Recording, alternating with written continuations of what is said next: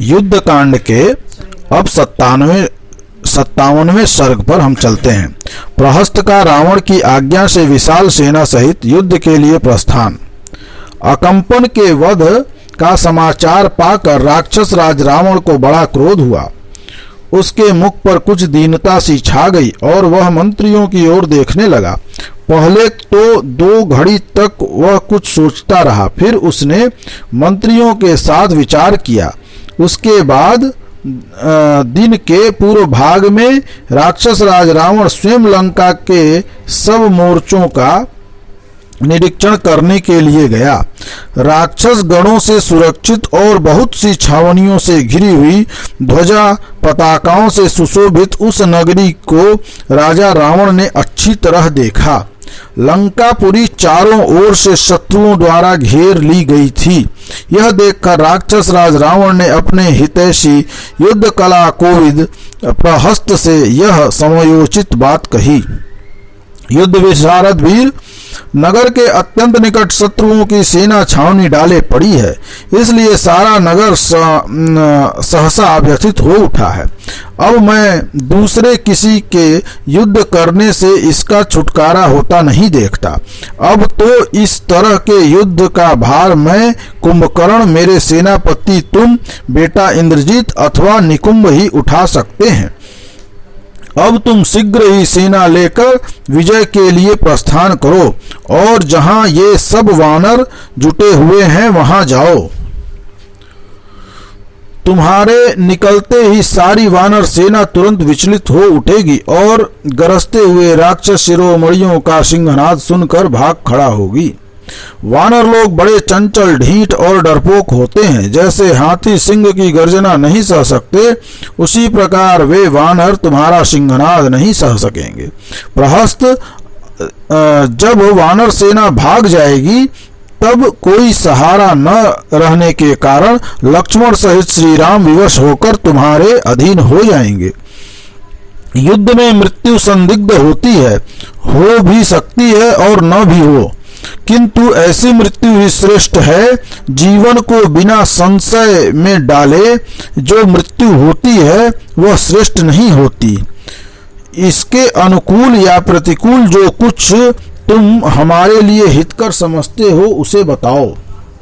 रावण के ऐसा कहने पर सेनापति प्रहस्त ने उस राक्षस राज के समक्ष उसी तरह अपना विचार व्यक्त किया जैसे शुक्राचार्य असुर राज बलि को अपनी सलाह दिया करते हैं। उसने कहा, राजन, लोगों ने कुशल मंत्रियों के साथ पहले भी इस विषय पर विचार किया है। उन दिनों एक दूसरे के मत की आलोचना करके हम लोगों में विवाद खड़ा हो गया था। मेरा पहले से ही यह निश्चय रहा है कि सीता जी को लौटा देने से ही हम लोगों का कल्याण होगा और न लौटाने पर युद्ध अवश्य होगा। उस निश्चय के अनुसार ही हमें आज यह युद्ध का संकट दिखाई दिया है। परंतु आपने दान, मान और विविध सांत्वनाओं के द्वारा समय समय पर सदा ही मेरा सत्कार किया है। फिर मैं आपका हित साधन क्यों नहीं करूंगा? मुझे अपने जीवन, स्त्री, पुत्र और धन आदि की रक्षा नहीं करनी है। इनकी रक्षा के लिए मुझे कोई चिंता नहीं है। आप देखिए कि मैं किस तरह आपके लिए युद्ध की ज्वाला में अपने जीवन की आहुति देता हूँ।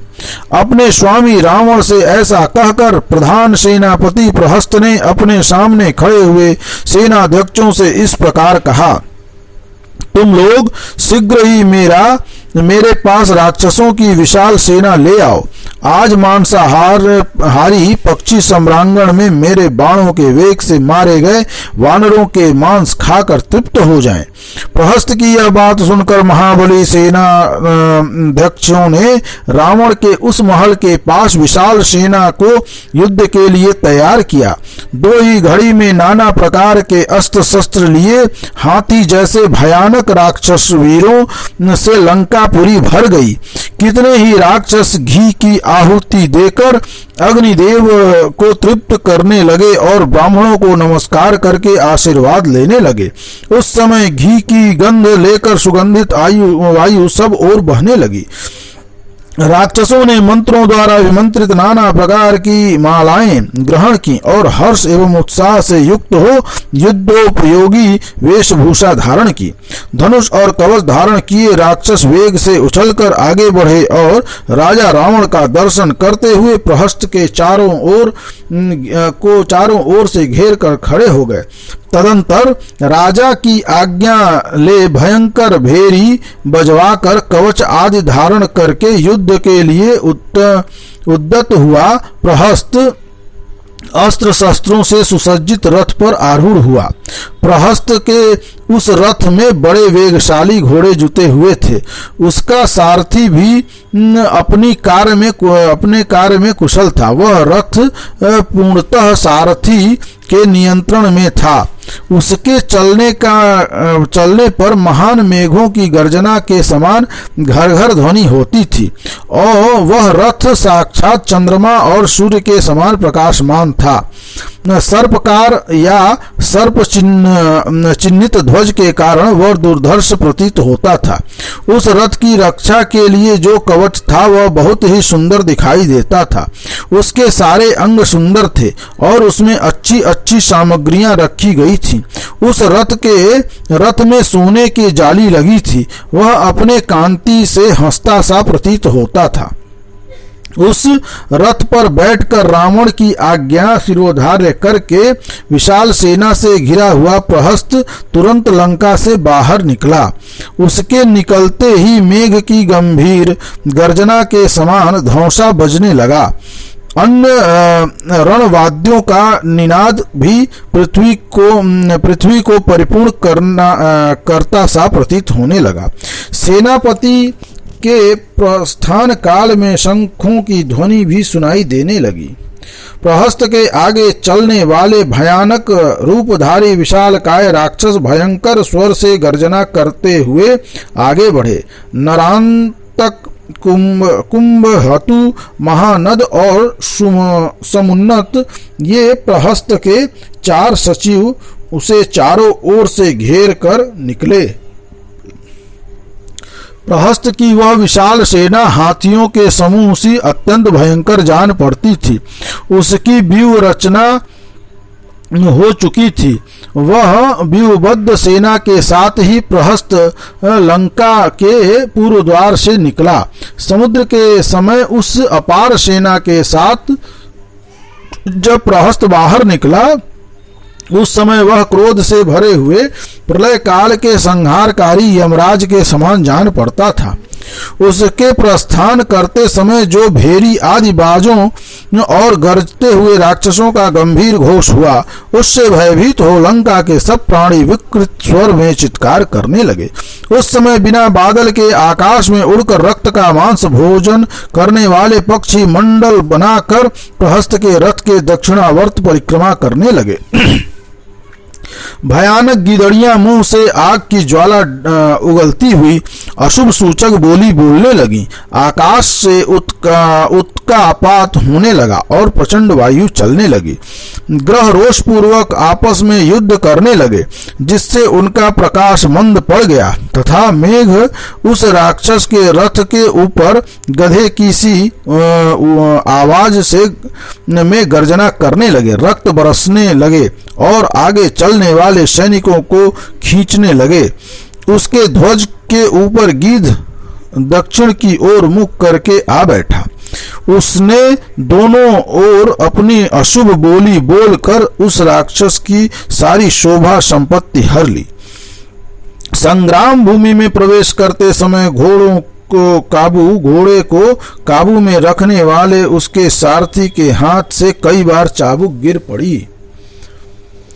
युद्ध के लिए निकलते समय प्रहस्त को जो परम दुर्लभ और प्रकाशवान शोभा था वह 2 ही घड़ी में नष्ट हो गया। उसके घोड़े समतल भूमि में भी लड़खड़ाकर गिर पड़े। जिसके गुण और पौरुष विख्यात थे वह प्रहस्त ज्यों ही युद्ध भूमि में उपस्थित हुआ त्यों ही शिला और वृक्ष आदि नाना प्रकार के प्रहार साधन से संपन्न वानर सेना उसका सामना करने के लिए आ गई। तदंतर वृक्षों को तोड़ते और और भारी शिलाओं को उठाते हुए वानरों का अत्यंत भयंकर कोलाहल वहां सब ओर छा गया। एक ओर राक्षस सिंहनाद कर रहे थे तो दूसरी ओर वानर गरज रहे थे। उन सबका तुमुल नाद वहां फैल गया। राक्षसों और वानरों की वे दोनों सेनाएं हर्ष और उल्लास से भरी हुई थी। अत्यंत वेगशाली, समर्थ तथा एक दूसरे के वध की इच्छा वाले योद्धा परस्पर ललकार रहे थे। उनका महान कोलाहल सबको सुनाई देता था। इस समय दुर्बुद्धि प्रहस्त विजय की अभिलाषा से वानर राज सुग्रीव की सेना की ओर बढ़ा। जैसे पतंग मरने के लिए आग पर टूट पड़ता है, उसी प्रकार वह बढ़े हुए वेगशाली उन वानर सेना में घुसने की चेष्टा करने लगा। इस प्रकार युद्ध कांड का यह 57वां सर्ग यहाँ समाप्त हुआ। बोलिए राजा रामचंद्र की जय।